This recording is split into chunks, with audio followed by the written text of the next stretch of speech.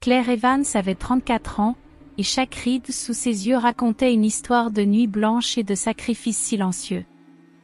Elle vivait dans une petite ville du Kentucky, où l'air sentait l'huile de moteur et la rosée du matin. Un de ces endroits où tout le monde vous faisait un signe de la main, qu'on vous connaisse ou non, et en général, on vous connaissait. Son monde tournait autour de son fils de 8 ans, Ellie, un petit garçon aux yeux vifs qui n'arrêtait jamais de poser des questions et ne ratait jamais un câlin avant de dormir. Il vivait dans une maison vieillotte à 2 chambres, à la périphérie de la ville, non loin de la station-service où Claire travaillait de nuit. Le jour, elle servait du café et des œufs brouillés dans un restaurant au bord de la route.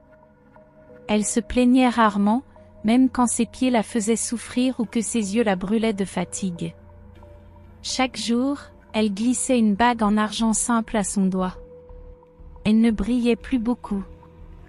Quand on lui posait des questions à ce sujet, elle se contentait de sourire et changeait de sujet.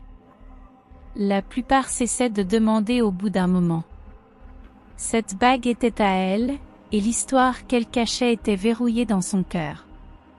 À 100 miles de là, bien loin des salles de conseil et des négociations à plusieurs milliards, Liam Whittaker était assis au volant d'un SUV haut de gamme, bien plus à sa place dans les rues d'une métropole que sur les routes sinueuses de la campagne. À 38 ans, il avait gagné plus d'argent qu'il ne pouvait en compter. Applications, start-ups, fusions, sa vie n'avait été qu'un tourbillon de gros titres et de tractations en coulisses. Mais dernièrement, le son des notifications et la lumière bleue des écrans lui étaient devenus insupportables. Alors il était parti. Pas pour toujours, juste pour un temps. Il n'avait dit à personne où il allait, seulement qu'il devait conduire, vider sa tête, voir le monde sans filtre, se rappeler ce qui comptait vraiment. Il portait un jean encore rigide comme s'il venait d'être acheté, et une chemise à carreaux qui ne cachait pas tout à fait son malaise dans cette vie de petite ville. Ses mains n'avaient jamais changé un pneu ni frotté de graisse sous des ongles. En fin d'après-midi, son SUV s'arrêta net sur une route brûlante à la sortie de la ville de Claire. L'écran clignota en rouge, pression d'huile faible. Puis son téléphone perdit le signal. Il descendit dans le silence sec et bourdonnant. La route s'étendait à perte de vue. Pas de voiture. Aucun mouvement. Juste la chaleur et le calme. Il ouvrit le capot, regarda le moteur, puis ne fit rien. Les minutes passèrent. Puis d'autres. Une camionnette passa sans s'arrêter. 2 adolescents à vélo le regardèrent brièvement avant de continuer. Liam s'adossa à son véhicule et poussa un soupir dont il n'avait même pas conscience. 1 heure plus tard, une vieille berline s'arrêta. La portière grinça, et Claire en sortit, encore en uniforme de serveuse, les cheveux tirés en un chignon désordonné, les yeux lourds de fatigue. « Vous êtes en panne ?» demanda-t-elle, sans méchanceté. Liam la regarda, sans savoir s'il devait se sentir soulagé ou gêné. On dirait bien. Elle ouvrit le coffre de sa voiture, sortit un cric et s'agenouilla près du pneu avant. « Vous avez crevé. Vous avez une roue de secours ?» Il hocha la tête. « Je crois, oui. » Claire la trouva, la souleva, et changea le pneu avec la précision tranquille de quelqu'un qui l'avait déjà fait trop de fois. Liam essaya d'aider. Elle le repoussa doucement. Il la regardait faire. Elle était forte sans ostentation. Efficace sans froideur. Il émanait d'elle une sérénité étrange, comme si elle avait déjà affronté le pire et avait appris à continuer malgré tout. Quand ce fut terminé, elle s'essuya les mains avec un chiffon et se retourna pour partir. « Attendez » lança-t-il. Il sortit son portefeuille. « Laissez-moi vous payer. » Elle secoua la tête. « Ce n'est pas la peine. » Mais Faites simplement quelque chose de gentil pour quelqu'un d'autre. Ce sera suffisant. Elle retourna à sa voiture. Avant de monter, Liam remarqua l'éclat de sa bague dans la lumière dorée du soir. « Vous êtes marié ?» demanda-t-il doucement. Elle s'arrêta, lui tournant toujours le dos. « Plus maintenant » répondit-elle calmement. Puis elle s'éloigna. Liam resta là, le poids de ses mots s'imprimant lentement en lui. Pendant un instant, il se sentit plus petit que jamais, non pas parce qu'on l'avait aidé, mais parce que quelqu'un qui avait bien moins que lui avait offert bien plus. Et dans ce silence poussiéreux, avec un pneu changé et une nouvelle question en tête, quelque chose commença à changer en lui. Liam n'arrivait pas à chasser de son esprit l'image de Claire s'éloignant au volant de sa voiture. Il avait rencontré des centaines de personnes dans sa vie, des cadres, des investisseurs, des influenceurs, mais aucune ne l'avait laissé sans voix comme elle. Il y avait quelque chose en elle, une manière de se tenir droite, comme une porcelaine fêlée qui refusait de se briser. Alors, il resta. Il prit une chambre dans un petit motel défraîchi juste à la sortie de Main Street. La pièce sentait légèrement l'eau de Javel et le désinfectant au pin, et le matelas s'affaissait au milieu. Mais il s'y sentit bien. C'était réel. Sans vernis. Vivant. Le lendemain matin, il entra dans le dîner où Claire travaillait. Celui dont le café avait un goût d'espoir brûlé et les œufs toujours trop cuits. Elle était derrière le comptoir, son uniforme fraîchement repassé, son badge un peu de travers. Elle le remarqua immédiatement, mais ne dit rien. Elle lui servit simplement du café, comme à n'importe quel client. Liam l'observa. Elle se déplaçait rapidement, équilibrant les assiettes, souriant quand il le fallait, s'excusant plus qu'elle ne devrait.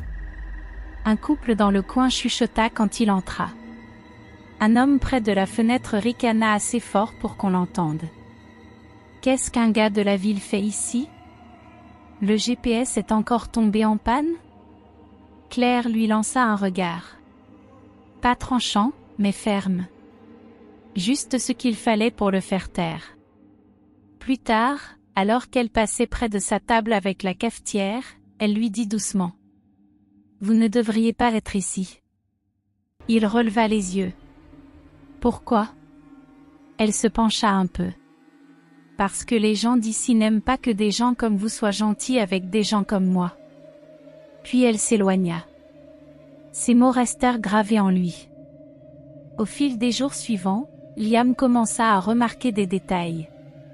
Des choses subtiles. Le sourire de Claire qui se figeait en ouvrant une facture d'électricité. Ses doigts qui tremblaient en lisant un mot de l'école d'Ellie concernant les frais de thérapie.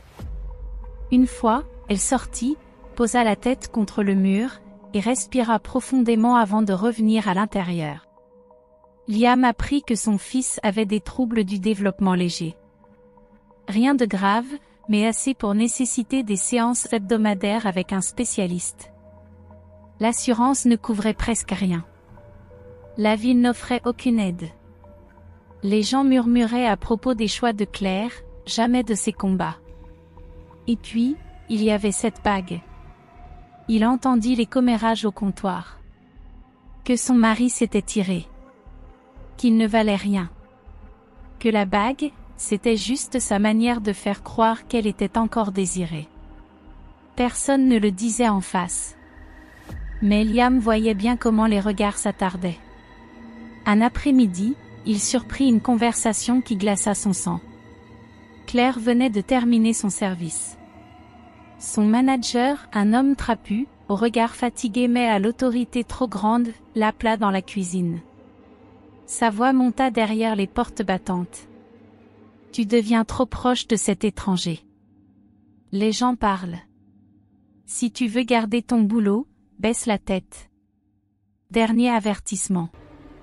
Claire ressortit quelques instants plus tard. La mâchoire serrée. Les yeux brillants. Elle s'essuya les mains et fit comme si de rien n'était. Liam ne dit rien. Il termina simplement son repas et laissa un pourboire de 500 $ sous son assiette. Pas de mots. Il ne resta pas pour voir sa réaction. Mais 20 minutes plus tard, elle le retrouva assis sur un banc devant le motel. Elle tenait l'argent dans la main. Reprenez ça. Il hésita. Ce n'est pas de la charité. Non, dit-elle, c'est de la culpabilité. Et je ne veux ni l'un ni l'autre. J'essayais d'aider. Vous ne me connaissez même pas, dit-elle d'une voix basse mais ferme. J'aide les gens parce que j'en ai envie. Pas parce que j'attends d'être sauvé. Vous n'êtes pas là pour me réparer. Il baissa les yeux. Elle avait raison. Je suis désolé, dit-il. Elle hocha la tête, glissa l'argent dans la poche de sa veste, et s'éloigna. Alors qu'elle tournait au coin de la rue, Liam comprit que ce n'était pas simplement une petite ville aux esprits étroits. C'était un champ de bataille. Et Claire y combattait seule depuis bien longtemps. Parfois, quand Claire était vraiment seule pour de vrai, elle se laissait imaginer la vie qu'elle aurait pu avoir. Cela revenait par éclairs. Une cuisine pleine de rire, la lumière du soleil sur le parquet, le gâteau du premier anniversaire d'Ellie étalé sur ses joues tandis que deux mains le soutenaient, les siennes, et celles de quelqu'un d'autre. Elle avait aimé. Profondément. Aveuglément. Et cela lui avait tout coûté. Il avait été charmant au début. Attentif. Doux. Mais la vérité était venue lentement, brutalement, une promesse rompue à la fois. Il buvait trop. Disparaissait pendant des jours. Et quand il revenait, ses mots laissaient des bleus que personne ne voyait. Claire était restée aussi longtemps qu'elle avait pu, espérant qu'il changerait, pour Ellie. Mais le jour où il avait levé la main, elle avait pris son fils et s'était enfuie. Sans adieu. Sans filet de secours. Juste la survie. Les gens en ville pensaient que sa bague venait de cet homme. Ce n'était pas le cas. Elle appartenait à sa sœur, Anna. La seule personne qui avait toujours été là pour elle. Celle qui lui avait tenu la main à l'hôpital quand Ellie était née. Celle qui lui avait murmuré. « Promets-moi, Claire, peu importe à quel point c'est dur, n'abandonne jamais. Ni pour lui. Ni pour toi. » Un accident de voiture avait emporté Anna, il y a 3 ans. Claire n'avait plus jamais retiré la bague. Pendant ce temps, Liam commençait à se dépouiller de l'homme qu'il avait été. Le matin, il s'arrêtait au garage local pour passer des outils aux mécaniciens. L'après-midi, il enseignait à un groupe d'adolescents à la bibliothèque comment coder des sites web simples. Il n'avait jamais rencontré de millionnaire auparavant. Il ne leur avait jamais dit qu'il en était un. Il ne demandait rien en retour. Claire remarquait. Peu à peu, leur conversation changeait. On parlait moins de la météo, plus du poids que chacun porte. Liam racontait des salles de réunion où personne n'écoutait, du vide qu'il ressentait en pouvant tout acheter mais ne ressentant plus rien.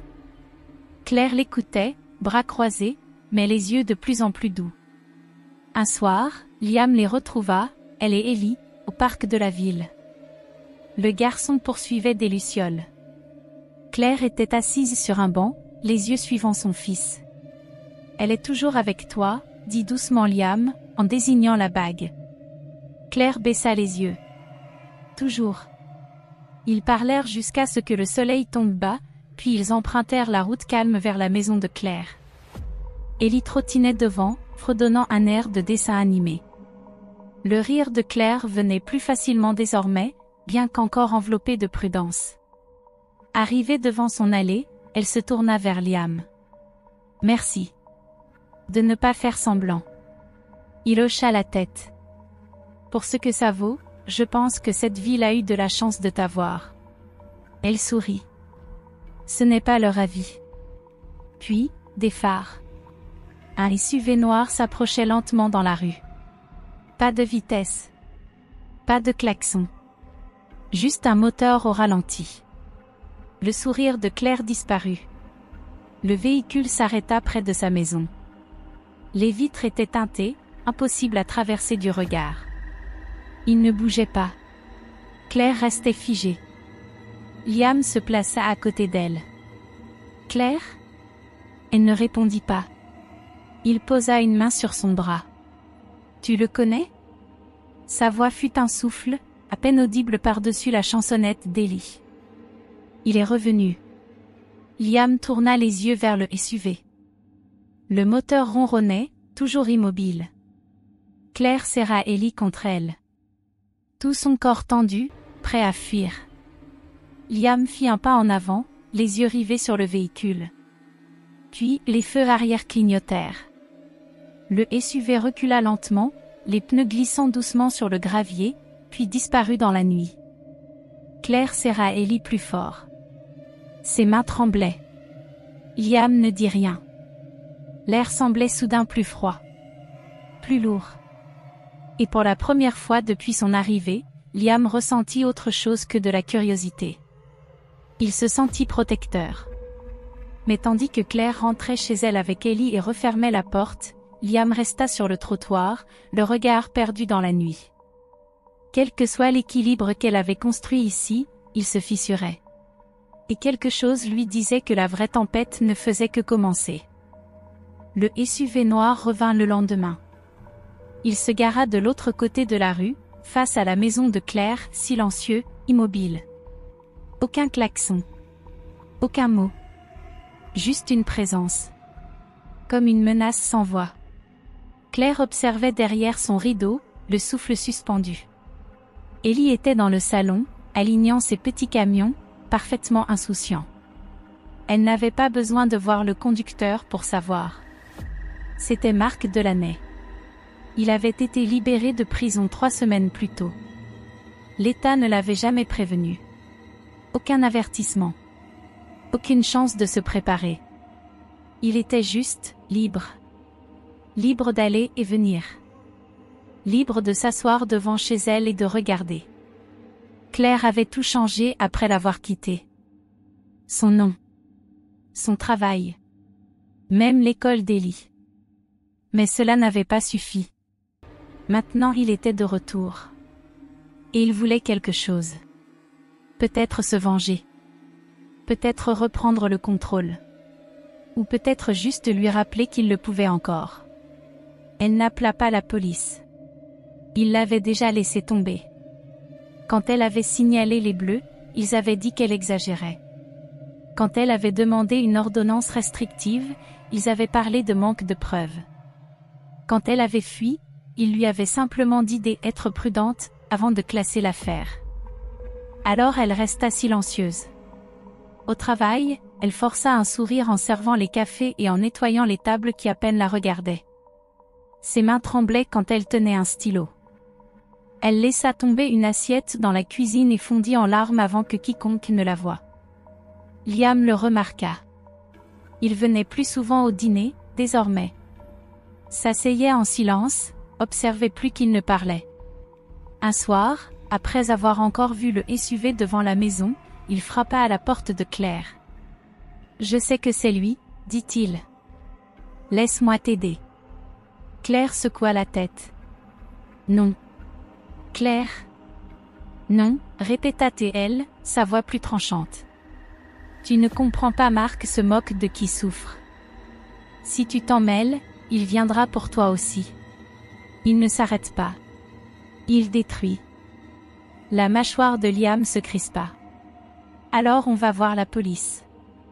Ils ne feront rien. » Il recula, incertain. Il voulait se battre pour elle, mais elle s'éloignait. Dressait des murs qu'il ne pouvait pas franchir. La semaine suivante apporta d'autres fissures. Une mère de la classe d'Ellie laissa un message vocal. « On réduit un peu la fête d'anniversaire, j'espère qu'Ellie comprendra. » Claire comprit la vérité. Le bruit s'était répandu. Quelqu'un avait vu Marc. Des suppositions avaient été faites. Et son fils en payait le prix. Puis, ce fut son propriétaire. Une plainte pour nuisance, dit-il. Des voitures étranges dans le quartier. Il lui tendit un avis de mise en garde sans oser croiser son regard. Claire plia le papier et le remercia entre ses dents serrées. Cette nuit-là, elle resta allongée, les yeux fixés au plafond, Ellie blottie contre elle. Les murs de la maison lui semblaient plus minces. Les serrures, plus fragiles. Elle revoyait sans cesse le visage de Marc dans son esprit, froid, suffisant, impassible. Il n'avait pas dit un mot. Pas de menace. Pas d'avertissement. Il n'en avait pas besoin. Son silence criait plus fort que n'importe quoi. Et chaque jour qu'il revenait, un peu plus de la force de Claire disparaissait. Le lendemain matin, Claire se présenta au garage de Maya, les jeans déjà tachés de graisse et des cernes sombres sous les yeux. Elle n'avait pas prévu d'y aller. Mais quand Maya l'appela à l'aube en disant simplement « Viens. Mieux vaut avoir les mains occupées que tremblantes », Claire n'objecta pas. Maya avait 60 ans, bâtie comme un bulldozer, les cheveux gris coupés courts et des mains qui semblaient capables de démonter un moteur de camion à main nue. Elle tenait le seul garage honnête de la ville depuis des décennies. La plupart des gens la respectaient. Certains la craignaient. Maya tendit un chiffon à Claire et désigna une vieille Ford sur le pont. Elle fuit. Comme la plupart des choses qui ont trop vécu. Claire esquissa un sourire et se mit au travail. Elles parlèrent peu ce jour-là. Mais lorsque le soleil se coucha et que les outils furent rangés, Maya alluma une cigarette et s'appuya contre le mur. « Je sais ce que tu ne dis pas, » dit-elle. Claire leva les yeux, déconcertée. « Moi aussi, j'en ai eu un. Un Marc. Il y a longtemps. Il m'a cassé la mâchoire une fois. J'ai cru que je ne parlerais plus jamais. Et puis un jour, je suis partie. Sans me retourner. » La gorge de Claire se serra. « Avoir peur ne fait pas de toi une faible, » ajouta Maya. « Être encore debout, ça, c'est de la force. Ce n'était pas de la compassion. C'était la survie qui parlait à la survie. » Et à cet instant, Claire se sentit un peu moins seule. Liam passa au garage plus tard dans la semaine. Pas pour vérifier comment allait Claire, du moins pas ouvertement. Il apporta une paire de câbles de démarrage et demanda à Maya si elle pouvait lui montrer comment les utiliser correctement. Maya le regarda de biais. « Mon gars, tu pourrais acheter l'entreprise qui fabrique ça. Qu'est-ce que tu veux vraiment ?» Il sourit, un peu gêné. « Apprendre. Et peut-être, aider. » Maya l'observa un instant, puis lui lança une clé. « La gentillesse, dit-elle, ce n'est pas de la charité. C'est de la guérison.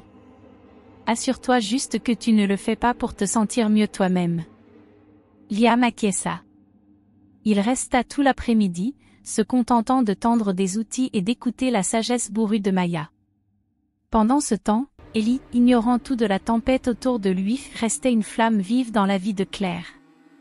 Il dessinait sur des bouts de papier déchirés et des morceaux de carton, des dragons, des fusées, et une silhouette récurrente en armure brillante, tenant un bouclier doré. Claire lui demanda un jour. « C'est qui ?» Ellie rayonna. « Le chevalier. Il nous protège. Il ressemble à Liam, mais avec des cheveux plus cool. » Claire sourit à travers des larmes discrètes. « Il fait plutôt bien son travail. » Un soir, après la fermeture du garage, Liam et Claire s'assirent dehors sur les marches arrière, les étoiles commençant à percer le ciel violet profond. Claire parla enfin de la bague. « C'était celle de ma sœur, » dit-elle d'une voix basse. « Anna. » Liam l'écouta en silence. « Elle était tout pour moi. Forte, brillante, têtue. Elle s'est mariée jeune, pensait que c'était l'amour. Ça ne l'était pas. Son mari a brisé plus que des promesses. Il a brisé son esprit. Elle essayait de le cacher. Jusqu'au jour où elle n'a plus pu. Elle fit une pause. Un jour, elle a juste arrêté de se battre. » Liam tendit doucement la main, ses doigts frôlant les siens. « Je suis désolée. » Claire hocha la tête. « Elle m'a donné cette bague le jour où Ellie est née. Elle m'a dit, c'est toi, la courageuse maintenant. Je la porte parce que j'ai peur de ne pas l'être. Le silence s'étira entre eux. Mais ce n'était pas un vide. C'était le silence de la compréhension. Plus tard ce soir-là, Liam sortit de sa chambre de motel et passa un appel discret. « Rachel, dit-il à son assistante, il me faut quelqu'un. Un avocat. Un bon. Pour la protection familiale, la garde, les ordonnances restrictives. Tout ce dont Claire pourrait avoir besoin. » Il fit une pause, le poids de sa décision bien ancrée. Il n'utilise pas les fonds de l'entreprise. C'est personnel. Elle demanda pourquoi.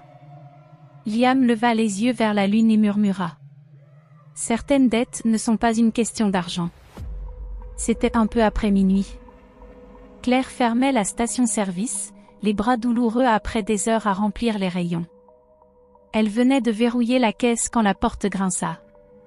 Son cœur se serra. Marc entra, calme comme toujours, comme s'il avait parfaitement le droit d'être là. « Claire, dit-il d'une voix douce comme de l'huile, tu as l'air fatiguée. Tu ne dors pas bien ?» Elle recula instinctivement, les yeux cherchant la caméra de sécurité, lumière rouge clignotante. Mais elle savait que cela ne changerait rien. « Tu dois partir, murmura-t-elle à peine. Marc s'appuya sur le comptoir. « Je suis venu voir mon fils. Et je le verrai. D'une façon ou d'une autre. » Avant qu'elle ne puisse bouger, une voiture s'arrêta dehors. Liam entra en trombe, le regard rivé sur Marc.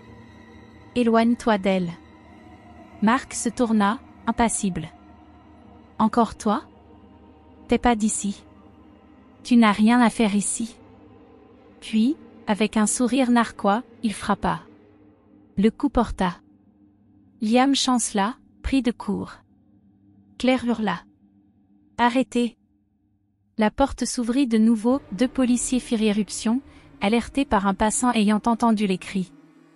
Mais dès que Marc leva les mains et recula, les officiers rengainèrent leurs armes.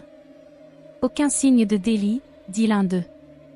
À moins que quelqu'un ne porte plainte. » Claire les fixa, la voix tremblante. « Il a menacé de prendre mon fils. » Ils haussèrent les épaules. « On n'a rien entendu.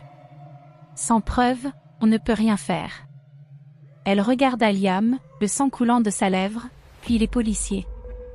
Ils s'en allaient déjà. De retour à la maison, le barrage céda. Claire s'effondra sur le sol de la cuisine, pleurant à genoux. Ellie dormait à l'étage, inconscient du chaos qui grondait en bas. « Personne ne me croira jamais, sanglota-t-elle. Personne ne m'a jamais cru. » Liam s'agenouilla à côté d'elle, tamponnant sa bouche avec un torchon. Il resta silencieux un moment. Puis sortit 2 cartes de la poche de son manteau et les posa sur la table. « Voici un centre d'hébergement, dit-il doucement. Confidentiel, sécurisé. L'autre, c'est une avocate. L'une des meilleures. Elle connaît ton histoire. Elle t'écoutera. » Claire les regarda, les lèvres tremblantes. Elle prit la 2e carte, caressant du pouce le nom embossé. Puis Liam fit quelque chose qu'il n'avait encore jamais osé. Il posa la question. « Pourquoi tu portes toujours cette bague ?» Claire ne répondit pas tout de suite. Elle se leva, marcha jusqu'à la fenêtre, et regarda dans la nuit. « Ce n'est pas une alliance, dit-elle enfin. Elle appartenait à ma sœur. Anna. » Sa voix se brisa en parlant. « Elle me l'a donnée le soir où elle est morte. Elle m'a dit de la porter jusqu'au jour où je n'aurai plus besoin de ce rappel. » Liam ne bougea pas, attendant. Elle m'a dit, n'abandonne jamais. Pas Ellie. Pas toi. Pas la vie. Ses épaules tremblaient. Cette bague est la seule chose qui me fait croire que le monde a encore quelque chose à offrir aux gens comme moi. Liam acquiesça, le cœur lourd. Il voulait rester. Protégé. Réparé. Mais le lendemain matin, Claire se réveilla dans le silence. Pas de message. Pas de coup à la porte.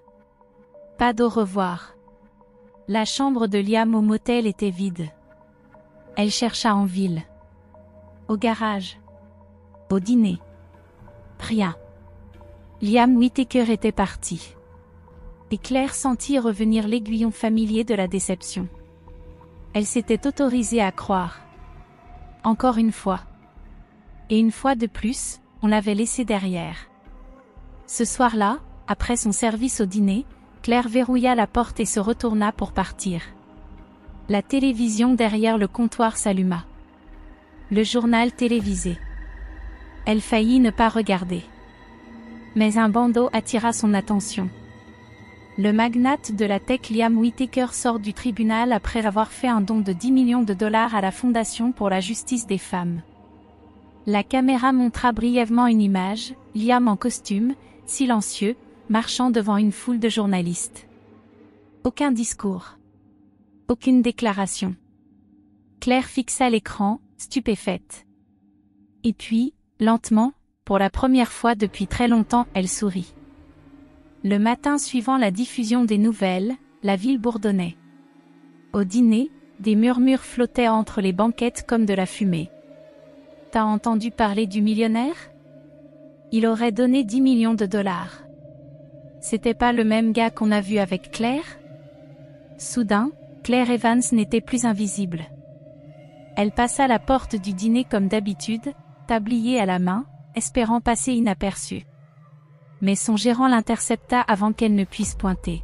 « Il va falloir que ça se tasse, Claire, » dit-il sèchement. « T'attires beaucoup d'attention. » Claire cligna des yeux. « Je n'ai rien fait de mal. » Le gérant soupira. « Ce n'est pas une question de bien ou de mal. C'est une question de calme. Et ici, on fonctionne dans le calme. » Il lui tendit un papier « Suspension ». Comme ça, tout s'écroula de nouveau. Dehors, Claire se retrouva seule sur le trottoir. Plus de travail. Plus de Liam. Plus de certitude. Les habitants qui l'ignoraient autrefois l'observaient maintenant avec une curiosité aiguisée.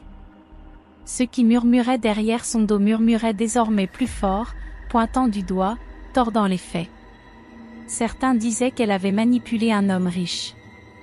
D'autres insinuaient qu'elle trempait dans quelque chose de louche. Elle n'avait plus la force de se défendre. Plus tard dans l'après-midi, Claire retourna chez Maya. Pas pour travailler, pour se cacher. Ses mains tremblaient alors qu'elle se versait une tasse de café tiède. Maya le remarqua. Elle sortit quelque chose d'un tiroir et le posa sur la table, une enveloppe scellée. « Il m'a demandé de te donner ça, » dit Maya doucement. « Il a dit de ne l'ouvrir que si tu avais envie de tout laisser tomber. » Claire hésita, puis déchira l'enveloppe. À l'intérieur, une lettre. Pas tapée, écrite à la main, d'une écriture nette et soignée. Le genre d'écriture d'un homme qui avait vécu derrière des murs de verre, mais qui tentait désespérément de tendre la main au-delà. Claire, je suis désolée d'être partie sans un mot. Je ne voulais pas de caméra devant ta maison, ni de journalistes traquant les lits. Je ne suis pas venue pour te réparer. Je ne pensais pas que tu avais besoin d'être réparée. Tu m'as rappelé à quoi ressemble le courage. Ce que signifie la grâce sous pression. Tu m'as sauvée. Liam. Claire resta là, la lettre posée sur ses genoux, silencieuse. Pas de drame. Pas de larmes. Juste du calme. Puis elle se leva. Ce soir-là, elle entra au tribunal local avec une chemise sous le bras. Des documents juridiques, des déclarations, et une avocate à ses côtés, celle que Liam avait discrètement engagée quelques jours plus tôt. Elle déposa une demande d'ordonnance restrictive contre Marc Delaney. Elle le fit sans s'excuser. Sans demander la permission. Et le lendemain, lorsqu'elle revint chez Maya, elle portait sa salopette comme une armure. Maya lui tendit une clé. « Tu reviens pour de bon ?» Claire hocha la tête. « Pour de bon. » Ce jour-là, elle répara des moteurs et changea de l'huile avec un feu nouveau dans la poitrine. Cette fois, ce n'était pas pour survivre. C'était autre chose, de la détermination. Le changement en Claire était indéniable. Elle se tenait devant le groupe communautaire de femmes, tremblante au début. Mais à chaque mot, sa voix devenait plus assurée, plus forte. « J'ai passé ma vie à me cacher du monde », commença Claire, les yeux parcourant la pièce. « Je pensais pouvoir protéger Ellie en baissant la tête, en travaillant plus dur que tout le monde, et en faisant semblant que tout allait bien. » Elle fit une pause. La salle était silencieuse. Mais ce n'est plus suffisant. Je ne peux plus me taire sur ce qui se passe. Je ne peux plus laisser la peur me diriger. Au fur et à mesure qu'elle parlait, quelque chose changea. Les femmes dans la salle, certaines qui avaient murmuré dans son dos, l'écoutaient désormais. Une à une, elles acquiescèrent en silence. La vulnérabilité de Claire avait brisé le mur du jugement. Celle qui avait autrefois désinvité Ellie d'un anniversaire prit la parole en premier. « Je n'en avais aucune idée, dit-elle doucement. Je me suis trompée. » Les autres suivirent. Elles s'excusèrent. Elles promirent de soutenir Claire comme elles n'y avaient jamais pensé auparavant. À la fin de la réunion, Claire n'était plus simplement la serveuse du dîner. Elle était devenue la femme qui avait trouvé sa voie. Ce soir-là, elle rentra chez elle pour trouver une surprise, une enveloppe sur le pas de sa porte. Elle l'ouvrit avec précaution, le cœur battant. À l'intérieur, une épaisse liasse de billets, anonymes, mais d'une générosité évidente. Puis, on frappa à la porte. C'était Sarah, la mère qui avait autrefois rejeté Ellie. « Je suis désolée, Claire, » dit-elle en tendant un manteau d'occasion pour Ellie. « J'aimerais réparer mes erreurs. » La ville changeait, lentement mais sûrement. Mais tout le monde n'en était pas heureux. Ce soir-là, après son travail au garage de Maya, Claire rentra chez elle et figea devant ce qu'elle vit. Le garage de Maya avait été vandalisé, des graffitis barbouillés sur les murs, des pneus crevés. Les mots « étranger » et « fauteuse de troubles » griffonnés en lettres rouges. Ce qu'il ne savait pas, c'est que les caméras de sécurité que Liam avait installées avant son départ avaient tout enregistré. La police, qui ignorait auparavant les appels de Claire, se présenta enfin à sa porte. Avec des preuves en main, elle fut obligée d'agir. Marc Delaney fut arrêté dès le lendemain. Pourtant, Claire resta concentrée. Rien ne pouvait plus la détourner de sa route. Ellie rentra de l'école avec un grand sourire. « J'ai gagné !» cria-t-il, brandissant un petit certificat. Claire s'agenouilla, le cœur gonflé. « Qu'est-ce que tu as gagné, mon cœur ?» Il lui tendit le papier. « J'ai gagné le concours de dessin. Pour mon dessin de toi qui répare une voiture. » Et l'homme brillant. Les yeux de Claire s'embuèrent en regardant le dessin, elle, couverte de cambouis, debout à côté d'une silhouette lumineuse. En dessous, il y avait écrit « Pour réparer plus que des moteurs ». Elle le serra fort dans ses bras. « Je suis tellement fière de toi. » Le lendemain matin, alors que Claire sortait pour récupérer le journal, elle s'immobilisa. Le SUV de Liam était garé de l'autre côté de la rue. Son souffle se coupa. Il en descendit, différent, plus humble. Son costume avait disparu, remplacé par une simple chemise et un jean. Pas de caméra. Pas de journaliste. Juste lui. « Liam, » dit Claire, la voix basse. « Je devais revenir, » répondit-il en s'avançant. « Pas pour te sauver. Je savais que tu n'avais pas besoin d'être sauvé. Mais j'avais besoin de savoir si tu me laisserais marcher à tes côtés. » Claire le regarda droit dans les yeux, cherchant un signe de grand discours ou de fuite prochaine. Mais tout ce qu'elle vit, c'était la sincérité. Elle hocha la tête. « Je ne suis plus la même femme que celle que tu as rencontrée ici. » Liam sourit. « Je sais. Et c'est exactement pour ça que je suis revenue. » Claire se tenait dans l'embrasure de la porte, le cœur encore à vif de tout ce qu'elle avait enduré, de tout ce qu'elle avait survécu. Liam était là, à quelques pas seulement, attendant. Mais Claire ne pouvait pas chasser ce sentiment amer, celui qui lui avait volé son choix. Le choix de lui faire confiance, de décider par elle-même s'il était réel ou simplement un autre homme prêt à disparaître dès que les choses deviendraient trop compliquées. Tu es parti sans me laisser le choix de te faire confiance, dit-elle, la voix ferme, mais lasse.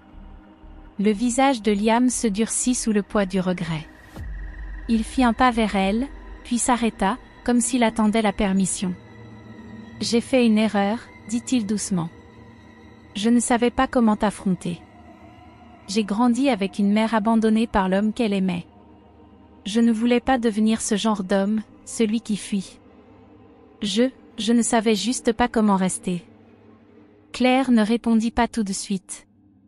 Elle entendait la vérité dans ses mots, mais la cicatrice de l'abandon battait encore douloureusement dans sa poitrine.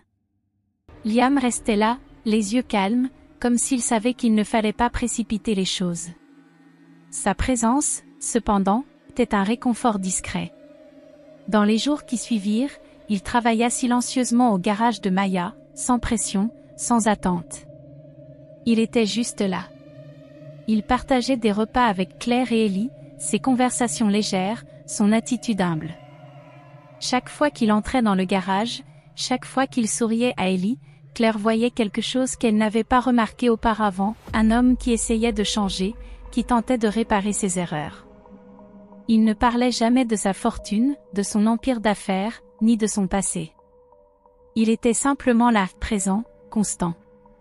Un soir, alors que Claire nettoyait le comptoir du garage, Liam se tenait à ses côtés, l'observant. Lorsque le silence s'installa, il parla à nouveau. « J'ai acheté l'ancien atelier automobile de la rue principale, dit-il d'une voix calme. Je veux que tu le diriges. À ton nom. Ce n'est pas un cadeau, Claire, c'est un investissement. En toi. » Claire cligna des yeux, l'esprit en ébullition.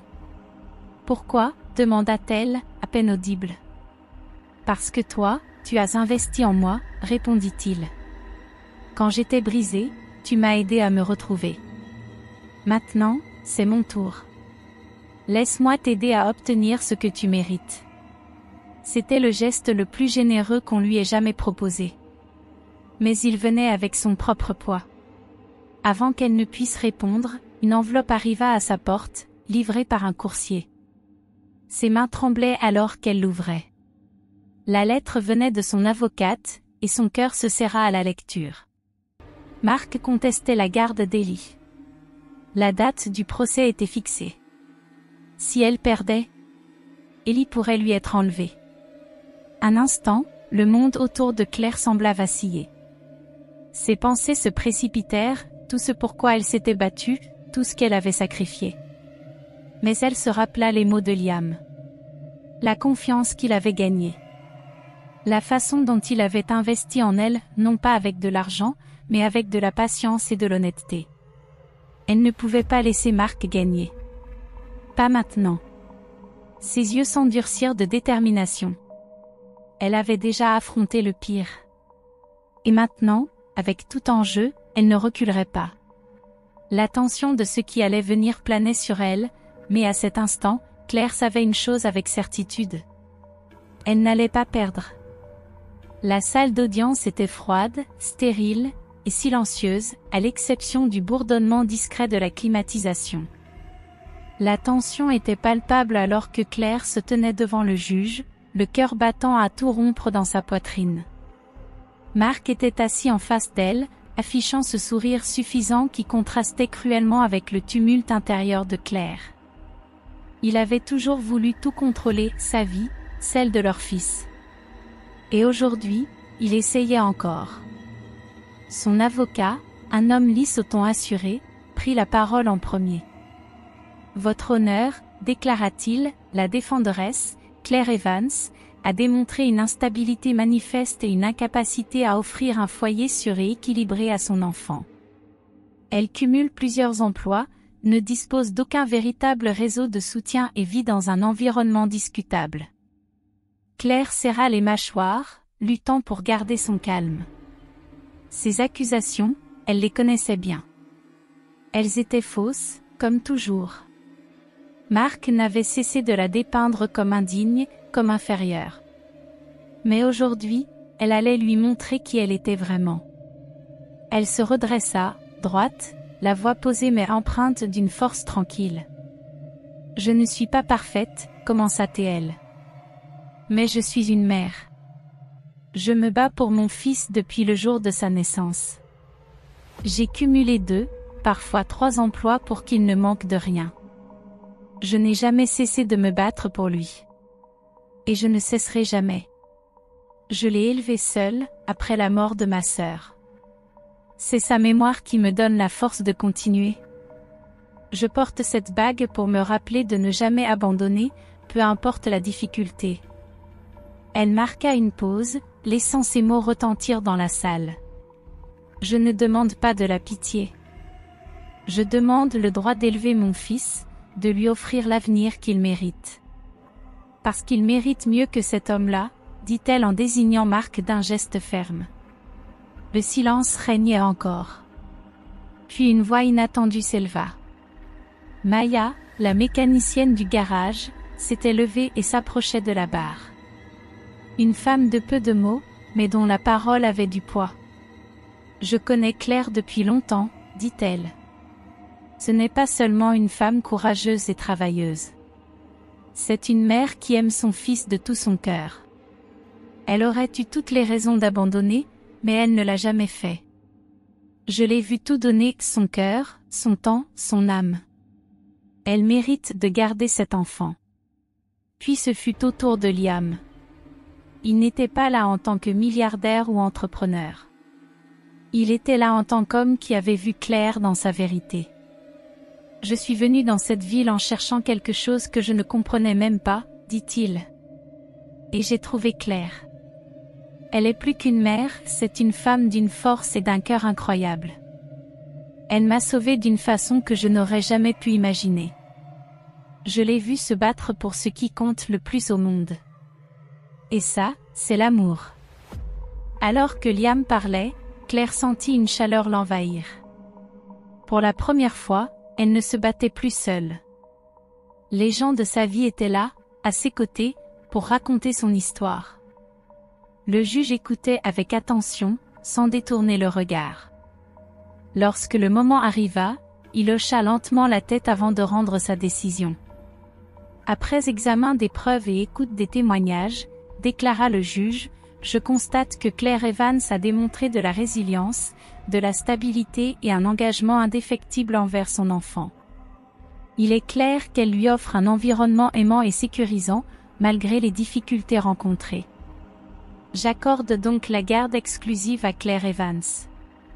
Par ailleurs, Marc Delaney se voit interdire tout contact futur avec Ellie sans médiation légale. Les jambes de Claire faiblirent un instant, mais elle tint bon. Elle serra la main d'Ellie, sentant ses petits doigts chauds s'entrelacer aux siens. Des larmes lui montèrent aux yeux, mais elle ne put retenir le sourire qui s'épanouit sur son visage. Alors que les mots du juge résonnaient encore dans ses oreilles, elle se pencha vers Ellie et lui murmura, la voix nouée par l'émotion. « Nous sommes libres maintenant. » C'était terminé. Le combat. La peur. L'incertitude.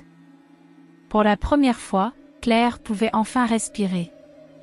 Le poids qu'elle portait s'était envolé, laissant place à une paix profonde. Les semaines passèrent, et la ville qui avait autrefois jugé Claire commença à la voir différemment. Les murmures étaient plus discrets, les regards haineux moins fréquents. Lors d'un événement local, organisé sur la place du village, Liam monta sur scène. Il n'était plus l'homme d'affaires milliardaire. Il était revenu en tant qu'homme ayant appris une leçon précieuse. Debout derrière le podium, il jeta un regard vers Claire, qui aidait Ellie à son stand. Il se racla la gorge avant de prendre le micro. « J'avais l'habitude de penser que le succès se mesurait par les chiffres, les millions que vous gagnez, la célébrité que vous acquérez. Mais j'avais tort, commença Liam, sa voix ferme mais remplie de sincérité. Le succès ne se mesure pas à ce que l'on possède, il se mesure à ce que l'on donne. Au nombre de vies que l'on touche quand personne ne regarde, à la manière dont on se reconstruit quand personne ne l'attend. Claire Evans m'a appris cela. Elle s'est reconstruite. Elle a reconstruit la vie de son fils. et elle m'a reconstruit. Les yeux de Liam rencontrèrent ceux de Claire à travers la foule, et pendant un instant, leurs regards se croisèrent. Il n'y avait pas besoin de mots, juste la compréhension de tout ce qui avait précédé. La foule resta silencieuse un instant avant que Liam ne poursuive. Je suis venu dans cette ville en cherchant quelque chose que je pensais avoir perdu. Mais ce que j'ai trouvé était bien plus que ce que j'avais imaginé. J'ai découvert que certaines des choses les plus puissantes dans la vie viennent sans étiquette de prix. Certaines des personnes les plus fortes ne portent pas de titre, et certains des changements les plus importants viennent d'actes de gentillesse, pas d'argent. Une salve d'applaudissements éclata à travers la place, mais les mots de Liam avaient déjà semé quelque chose de plus profond, une prise de conscience qui resterait dans l'esprit de ceux qui l'avaient entendu.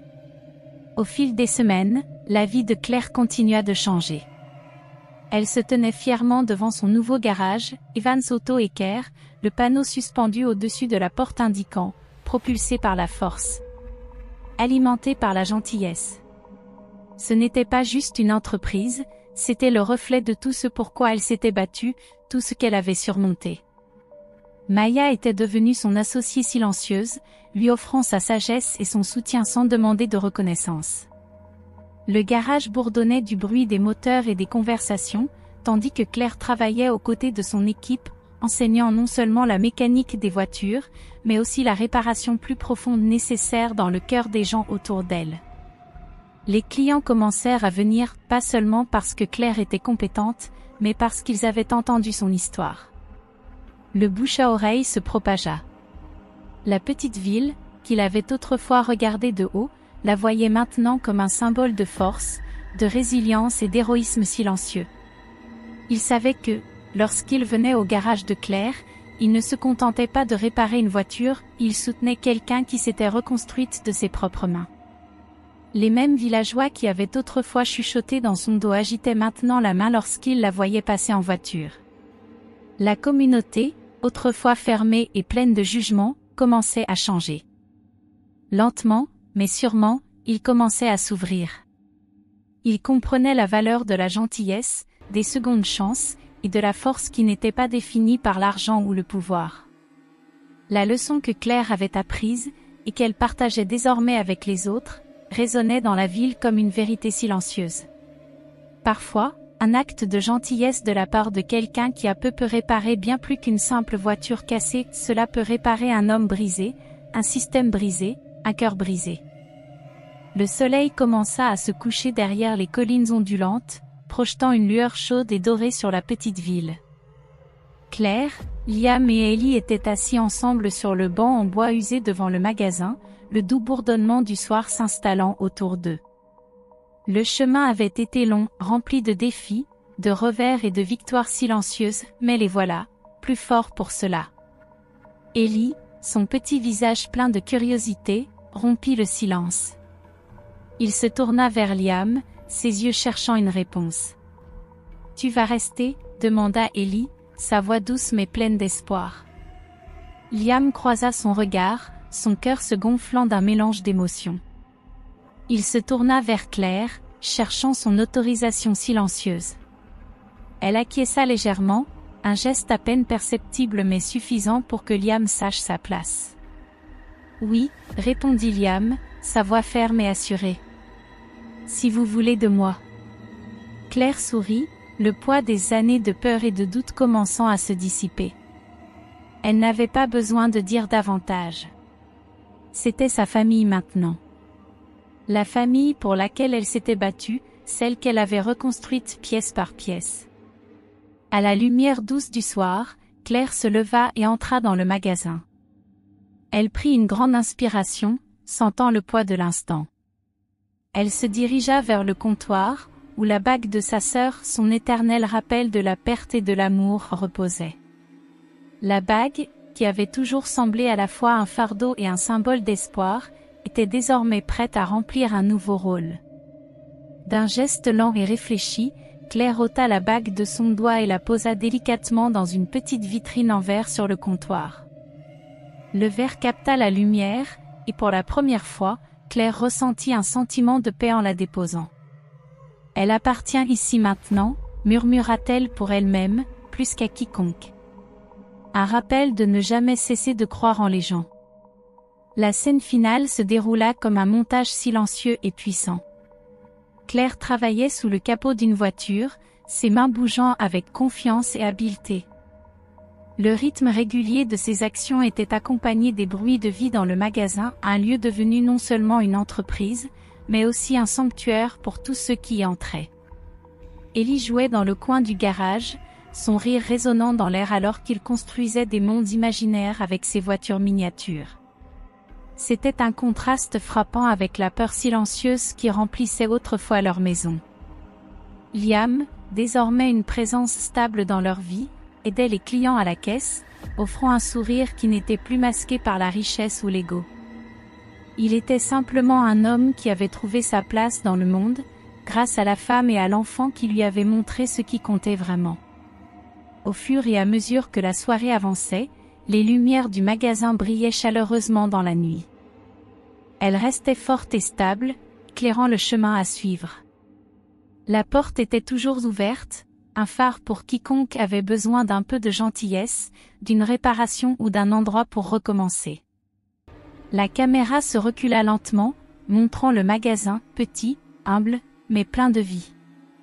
C'était un endroit où les choses brisées pouvaient être réparées, où les secondes chances étaient données, et où les gens retrouvaient leur force les uns dans les autres. Et alors que la scène se fondait au noir, la douce lueur du magasin restait, un symbole d'espoir, de rédemption et du pouvoir de la croyance.